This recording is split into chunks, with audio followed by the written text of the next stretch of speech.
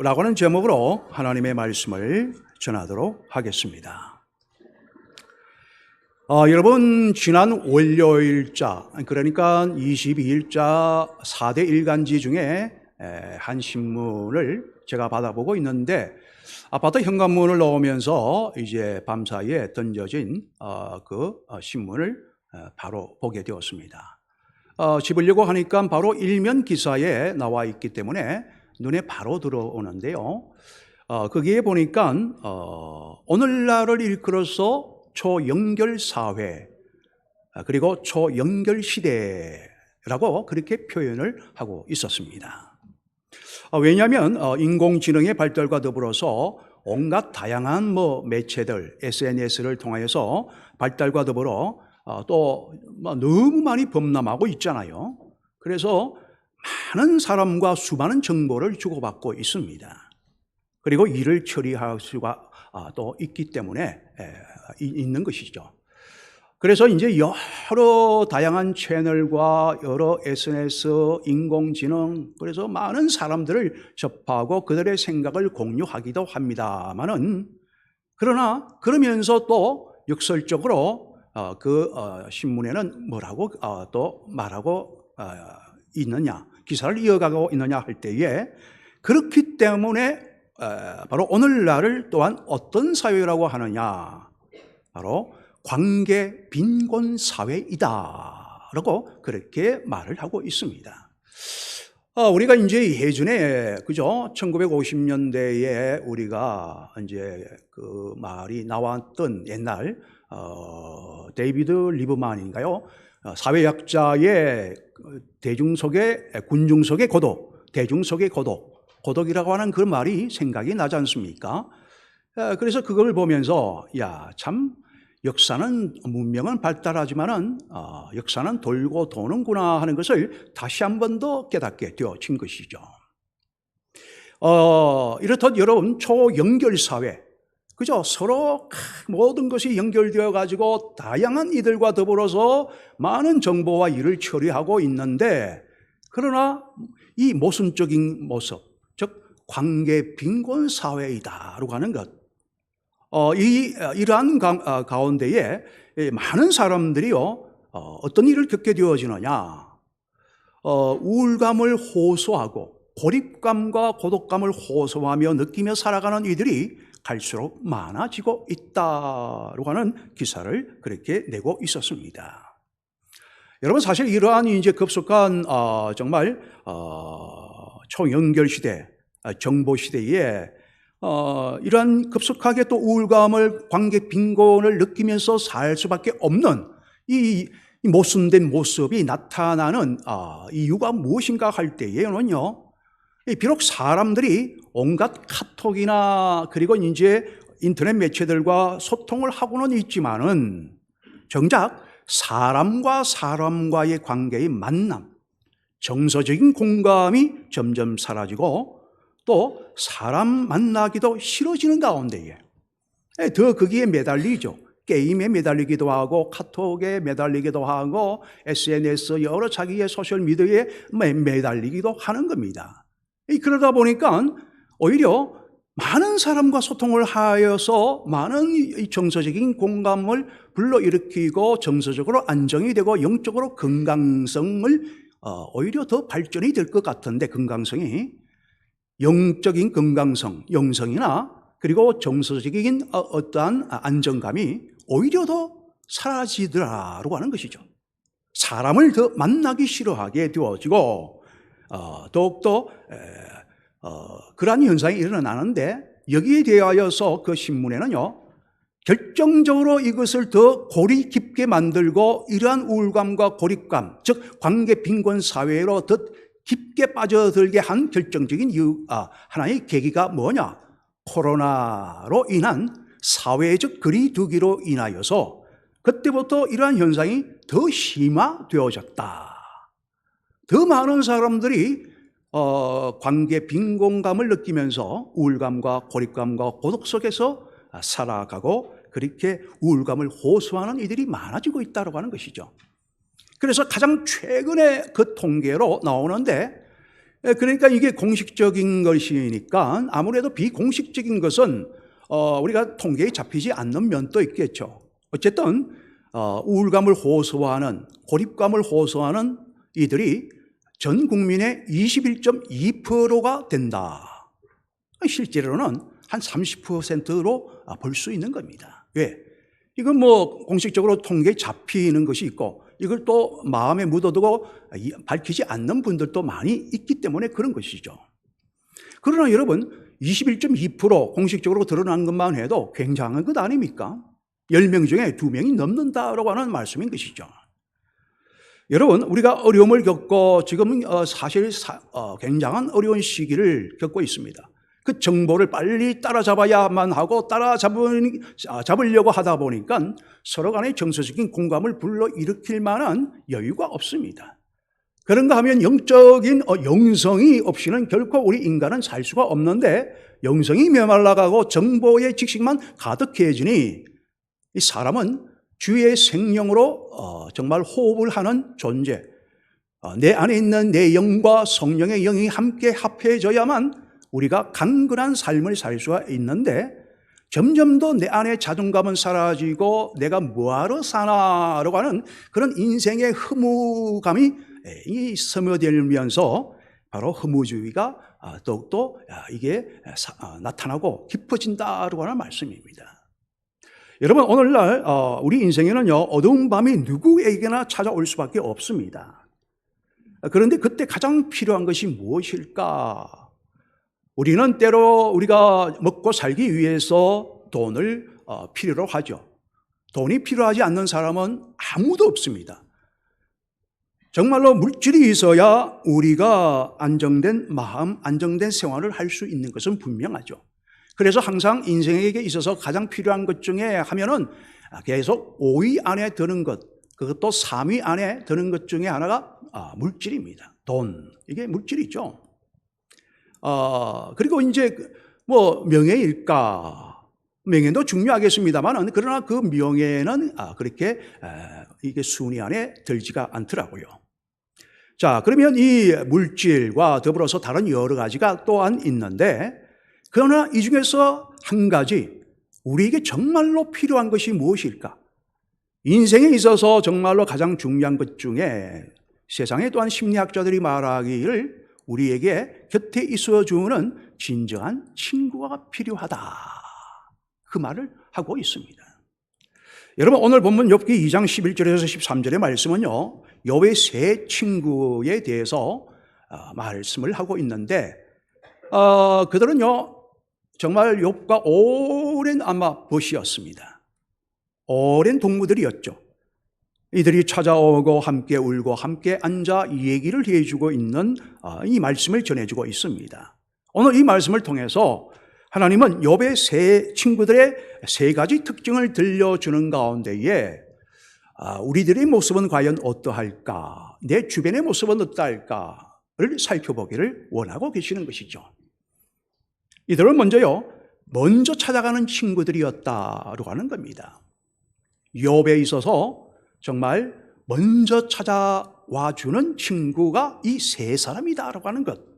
이 본문 11절 말씀해 보니까 그때 욥의 친구 이 세 사람이 이 모든 재앙이 그에게 내렸다 함을 듣고 각각 자기 지역에서부터 이르렀으니 어디에 떨어져 살든지 어느 곳에 일을 하든지 간에 각각 그 지역에서 욥에 대한 소식을 듣고 다 찾아오는 겁니다. 많은 사람들이 찾아오는 것은 아니잖아요. 아주 절친한 정말로 오랜 벗들이 찾아오는 겁니다. 인생의 어두운 밤을 보내고 있는 이 욥에게 있어서는 찾아와서 위로해 주는 사람이 필요한데 바로 그때 욥이 친구들을 부르지도 않았는데도 불구하고 친구들이 먼 길을 마다하고 자기가 사는 지역이 어디이든지 간에 찾아와 준 것이다 하는 것을 오늘 말씀에 분명히 기록을 하고 있는 것이죠. 여러분 이와 같이 고통의 순간 가장 큰 위로는요 그 누군가가 찾아와 주는 것이 바로 매우 중요하다고 하는 거죠. 정말 그 누군가가 내가 힘들 때에 찾아와서 곁에 앉아주는 것, 찾아와줘서 정말로 그렇게 한번 이렇게 만날 수 있도록 이렇게 찾아오는 그 자체가 그에게는 얼마나 위로가 되는지 모릅니다. 아마 여러분들도 많이 느끼셨을 거예요. 그래서 고대 그리스 속담에요, 이렇게 말을 합니다. 친구는 역경 속에서 친구를 알 수 있다. 그렇게 말을 합니다. 평소에는 그 사람이 나를 그렇게 별로 좋아하는 것 같지 않았는데, 그 친구는 친구였는데, 그러나 내가 어려울 때 보니까 내가 신뢰할 만한 사람은 도망가 버리고 침묵을 하고, 그러나 오히려 나에게는 별로 그렇게 신경을 쓰지 않을 것만 같았던 그런 사람이 도리어 나에게 찾아오는 경우가 있더라라고 하는 말씀인 것이죠. 그래서 성경도 예수도 말씀하시고 또 이 그리스 속담에도 이야기하고 있듯이 역경 속에서야 진정한 친구를 발견할 수 있다. 그리고 이제 라틴 격언에 이런 말이 있습니다. 벗은 어려울 때의 벗이 진정한 벗이다 라고 하는 것이죠. 여러분, 그리고 이제 정말 두 번째, 이 욥의 친구들은요, 함께 아파하는 친구들이었습니다. 욥의 친구들은요, 극심한 고통 중에 있는 욥을 찾아와서 그의 곁에서 함께 가슴 아파합니다. 함께 하는 것이죠. 그런데 여러분, 본문 12절에서 그들의 진정한 우정을 잘 묘사해 주고 있는데, 보십시오. 눈을 들어 멀리 보매 그가 욥인 줄 알기 어렵게 되었으므로 그들이 일제히 소리질러 울며 각각 자기의 겉옷을 찢고 하늘을 향하여 재를 뿌리며 날려 자기의 머리에 뿌리고, 이렇게 바로 말씀하고 있습니다. 그러니까 여러분, 11절 하반절에 보니까요, 이 각각 어느 지역에 살던 지역에 사는 친구들인지 각각 서로 연락을 해서 세 친구가요 모여가지고 약속된 날을 잡아서 같이 왔다는 것이죠. 그리고는 욥의 모습을 보니까요, 도무지 옛날의 그 욥의 모습, 우리가 얼마 전에 보았던 욥의 모습, 우리의 절친인 이 욥의 모습이 욥인 줄 알 수 없을 정도로 얼마나 욥이 그 마음의 고통과 신음 속에, 오늘 또 우리가 정말 그 교동문 속에 나와 있는 말씀처럼 내 뼈가 쇠하였나이다. 정말로 그런 몰골이 말할 수 없을 정도로 너무나도 알아보기 힘들 정도의 지쳐있고 고통 속에 잠겨져 있는 그 모습을 볼 때에 이 친구들이 겉옷을 찢고 티끌을 뿌리며 그의 고통을 자기의 고통과 같이 느꼈다라고 하는 겁니다. 여러분, 정말 자기의 고통을요, 이 내 고통을 마치 나의 고통으로 느낄 수 있을 만큼의 우리는 그런 친구를 두고 있을까? 아니면 서로 이익관계 속에서만 친구일까? 우리는 한번 생각해 보아야 되지 않겠습니까? 여러분, 친구들은요, 욥을 보고 함께 울었습니다. 겉옷을 찢고 티끌을 뿌리며 그의 고통을 자기 고통처럼 느끼게 되어진 것이죠. 우리가 잘 아시는 예화 중에요, 뇌종양 수술을 받은 한 아이의 이야기가 있지 않습니까? 이제 뇌종양 수술을 받고 아이가 이제 소아과에서 수술을 받고 학교로 복귀합니다. 그러나 머리는 빡빡머리입니다. 자, 이제는 아이들이 나를 놀리면 어떡하지? 이 빡빡머리. 그런데 학교에 가보니까 여러분 어떻게 되었다고요? 모든 반 아이들이 머리를 다 빡빡 깎고 자기를 그렇게 반겨주더라라고 하는 말씀인 것이죠. 반 친구들 모두가 바로 너는 혼자가 아니야. 내가 너희와 함께 응원해 주는 친구가 우리들이 여기에 있어 라고 하는 메시지를 바로 이 아이에게 들려준 것입니다. 여러분, 키에르케고르가요, 철학자 키에르케고르가 이런 말을 했습니다. 좋은 친구는 너의 정말 삶을 2배로 행복해 주게 하고 슬픔은 반으로 나누게 한다, 줄이게 한다, 그런 말을 하였습니다. 여러분, 이것이 정말 함께 아파하는 친구의 모습인 것이죠. 함께 아파하고 함께 울어주는 것, 예수님도 이 땅에 인간의 몸으로 오실 때에 어떻게 오셨습니까? 우리와 같은 모습으로 오셨지 않습니까?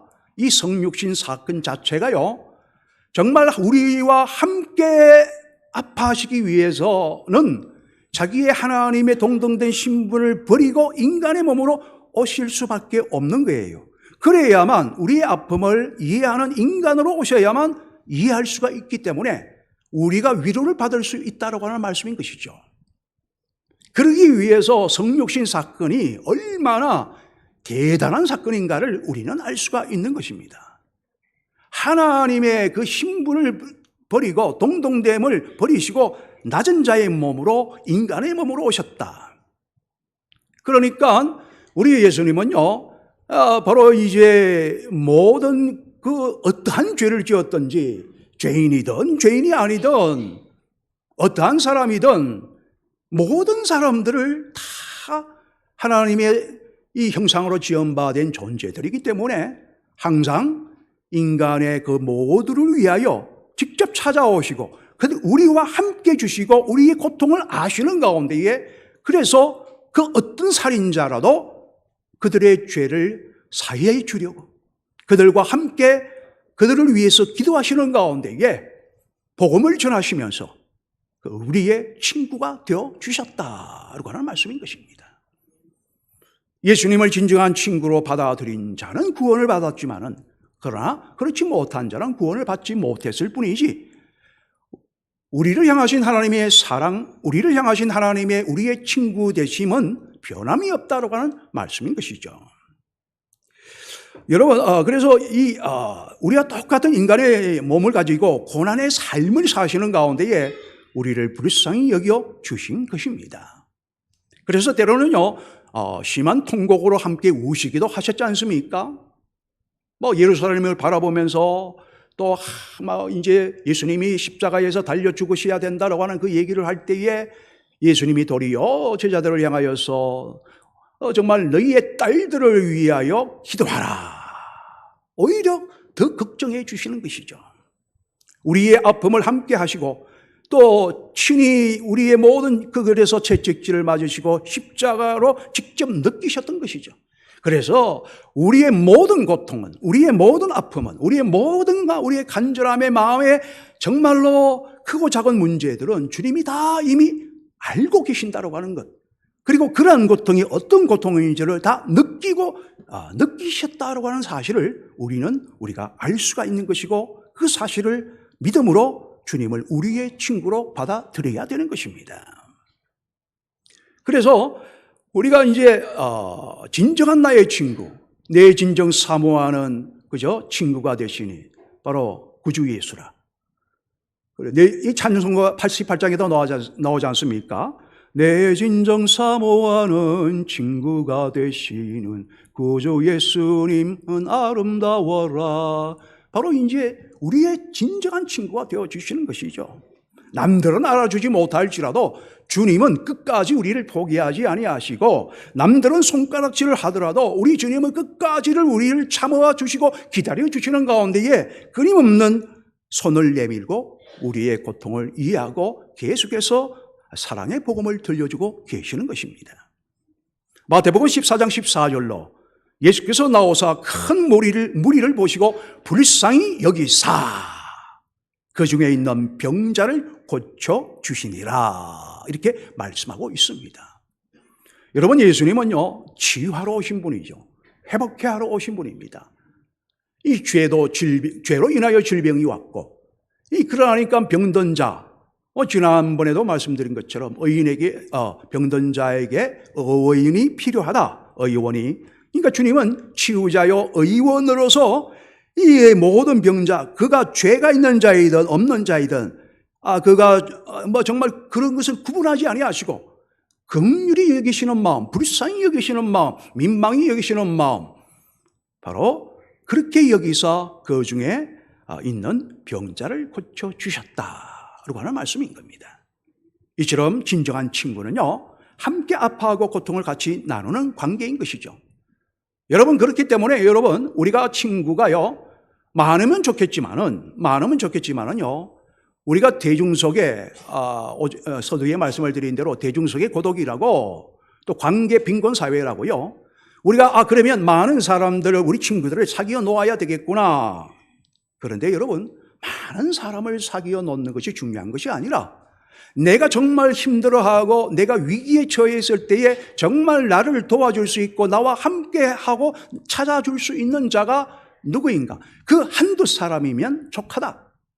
그리고 우리가 다른 많은 우리가 이제 위인들을 보면은요, 많은 그 친구를 두는 것이 아니라 진정한 친구를 두는 것을 중요하게 여기고 있는 것을 볼 수가 있습니다.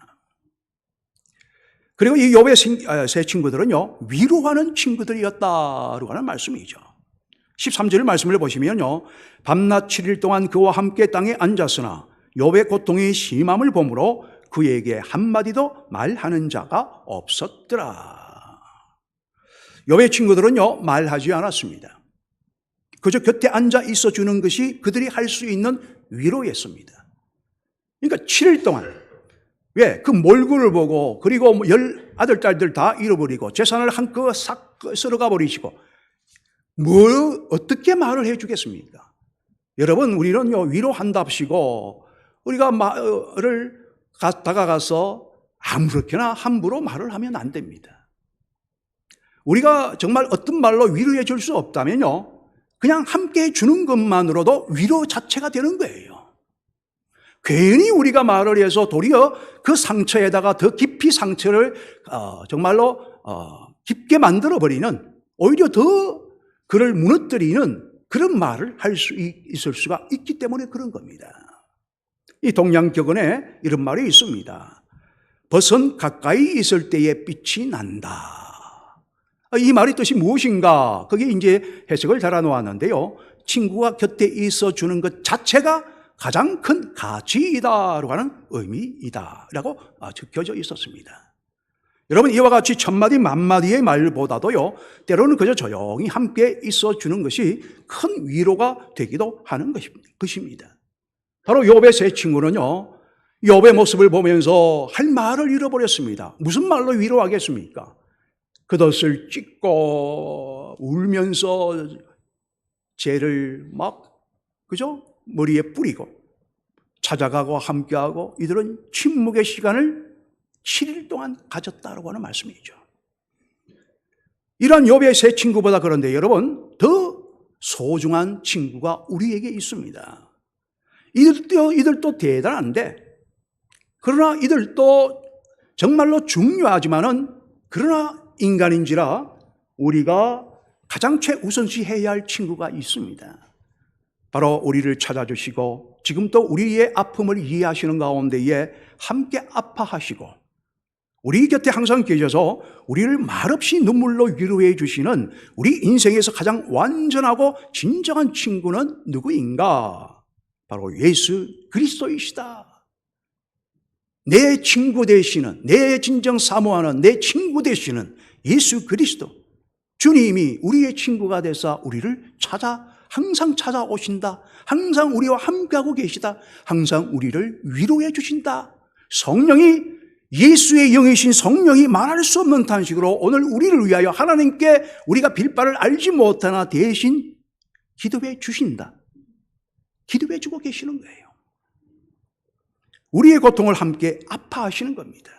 성령으로 우리를 위로해 주신다. 그래서 여러분, 잠언 18장 24절로 많은 친구가 있는 자는, 여러분, 말씀을 우리가 드렸죠. 많은 친구를 많이 사귀어 놓으면 좋다? 아닙니다, 여러분.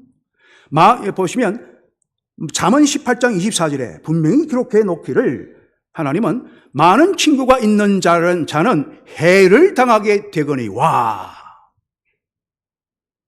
오히려 많은 친구가 해가 된다는 것이죠.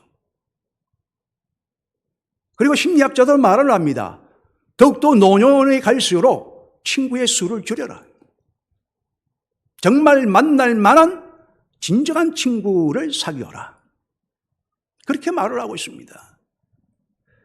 그리고 이 잠언 18장 24절 그 다음 이어가서요, 말씀을 드리면 어떤 친구는 형제보다 친밀하니라 라는 말씀과 같이 먼 친척보다 가까운 친구가 훨씬 더 낫다라고 하는 것으로서 그 친구는 정말로 우리가 조금 전에 제가 불러드렸던 내 진정 사모하는 나의 친구가 되시는 예수님이심을 강조하고 있는 것입니다. 왜? 우리 주님은 변함이 없거든요. 예나 지금이나 변함이 없습니다. 언제나 그 사랑은요, 끊어지지 아니하는 사랑이라고 분명히 말씀하고 있다는 것이죠. 그렇다면 우리는 스스로에게 한번 물어보아야 됩니다. 내가 아픈 자로서 진정 나를 찾아줄 자가 있을까? 힘들 때에. 아니면 또 역으로 정말 내가 항상 늘 같이 지내고 있는데 그가 힘들어하고 아파지면 내가 정말 찾아가 줄 수 있는 나 자신이 되고 있는가? 우리가 한번 점검해 보아야 되는 것이죠. 지금 내가 찾아가야 할 친구는 누구일까? 내가 힘들 때에 찾아올 친구는 과연 누구일까? 그리고 함께 울어주고 말없이 곁에 있어줄 사람은 누구인가? 분명한 사실은 우리 주님은 질그릇 같은 우리 속에 보배로우신 주님이 우리와 함께 하사 심히 큰 능력으로 우리와 함께 하신다라고 분명히 말씀하고 있습니다. 그리고 여러분 전도서 4장 12절로 말씀하시기를 한 사람이면 패하겠거니와 두 사람이면 맞설 수 있나니 세 겹줄은 쉽게 끊어지지 아니하느니라 라고 말씀하고 있습니다. 여러분, 우리가 이제 이 말씀을 우리가 적용해 본다면요, 이렇게도 적용해 볼 수 있죠. 자, 나가 자신이 있습니다. 한 겹줄입니다. 그리고 내가 정말로 어려울 때에 달려와 줄 수 있고, 나도 어려울 때에 그에게 달려가 줄 수 있는 친구 한 사람. 그리고 혹시 그가 힘에 못 미쳐 나를 도울 수 없다 할지라도, 그러나 우리 주님은 모든 전지전능하시고 무소부지하시며 함께 하시며 못하실 일이 없는 능력 주시는 자 안에서 모든 것을 할 수 있게 만들어 주시는 예수님이 나와 함께 하신다면 세 겹줄은 내 인생은 결코 끊어지지 아니한다. 우리는 이렇게 적용할 수가 있는 것이죠. 그러므로 여러분, 우리는 가난한 가족 공동체입니다. 가족이 뭡니까? 형제자매. 그래서 우리는 예수 안에서 형제자매라고 하지 않습니까? 형제여 자매여 하면서 형제님 자매님 이렇게 부르잖아요. 이 초기에 초대교회 때에는 서로 형제여 자매여 이렇게 불렀거든요. 서로 예수 안에서 한 혈통을 가졌다고 하는 거예요. 믿음으로 아브라함의 자손이라고 하는 말씀이죠.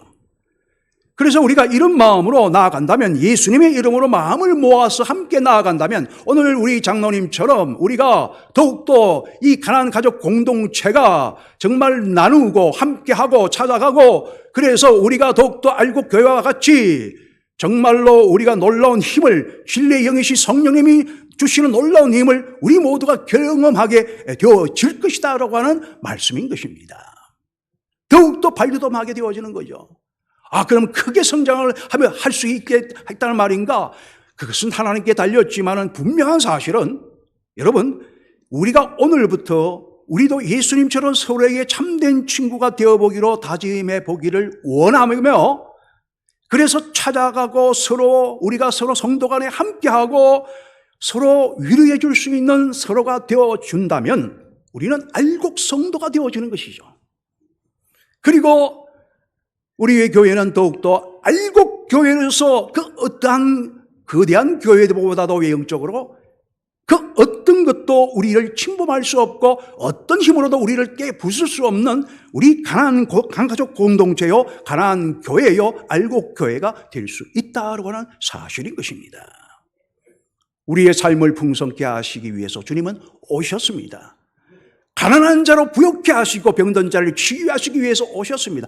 회복하러 오신 주님이다라고 하는 말씀이죠. 우리를 정죄하기 위해서 이 땅에 오신 예수님은 절대 아닙니다, 여러분. 사랑으로 오신 거예요. 구원하시러 오신 거예요. 그러므로 그 마음을 가지고 우리가 서로 함께 진정한 친구가 되어줄 때, 예수님을 중심으로 우리가 서로 친구가 되어줄 때, 알곡 성도요, 알곡 교회로 풍성하게 또 더욱 성장하게 되실 것이며 그리 되시기를 주 예수 이름으로 축원을 드립니다. 하나님 아버지여 감사합니다. 우리 모두